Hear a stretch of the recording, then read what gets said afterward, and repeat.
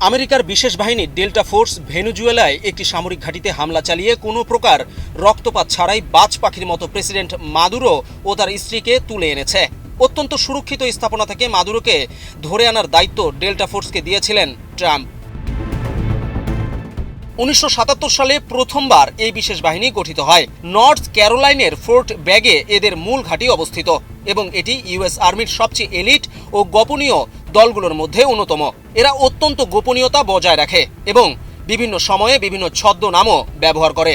ট্রাম্পের এই বিশেষ ফোর্সকে পরিচালনা করে মার্কিন সেনার special operation commando. Counter terrorism, জিম্মি উদ্ধার, সন্ত্রাসীদের ধরা এবং হাই প্রোফাইল ব্যক্তিদের নিরাপত্তা দেওয়ার মতো গুরুত্বপূর্ণ কাজগুলো এই বাহিনী করে থাকে। এদের সদস্যরা স্নাইপিং, কমব্যাট ফাইট, বিস্ফোরক ব্যবহার এবং গোপনে অনুপ্রবেশে অত্যন্ত দক্ষ। এমনকি তারা সব ধরনের সামরিক ও বেসামরিক যান চালাতেও সক্ষম।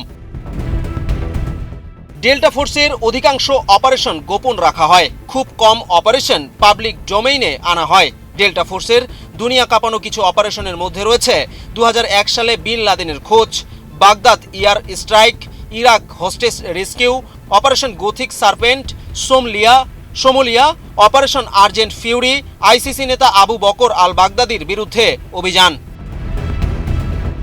এই বাহিনীতে নিয়োগ প্রক্রিয়া অত্যন্ত কঠিন। ইউএস আর্মির গ্রিন ব্যারেটোস বা রেঞ্জার রেজিমেন্ট এর মতো এলিট বাহিনীগুলো থেকেই মূলত সদস্যদের বেছে নেওয়া হয়। তাদের প্রশিক্ষণের মধ্যে রয়েছে 35 পাউন্ড ওজনের ব্যাগ পিঠে নিয়ে রাতে 18 মাইল দৌড় অথবা 45 পাউন্ড ওজনের ব্যাগ নিয়ে দুর্গম ও খাড়া পাহাড়ি পথে 40 মাইল দীর্ঘ পথযাত্রা, যা একটি নির্দিষ্ট সময়ের মধ্যে শেষ করতে হয়। যারা এই পরীক্ষায় উত্তীর্ণ হন তারা 6 মাস মেয়াদী অপারেটরস ট্রেনিং কোর্সে যোগ দেন। এই কোর্স শেষ করার পর তারা বিশ্বের সবচেয়ে বিপজ্জনক মিশনে কাজ করার জন্য দক্ষ ও অভিজাত অপারেটর হিসেবে তৈরি হন।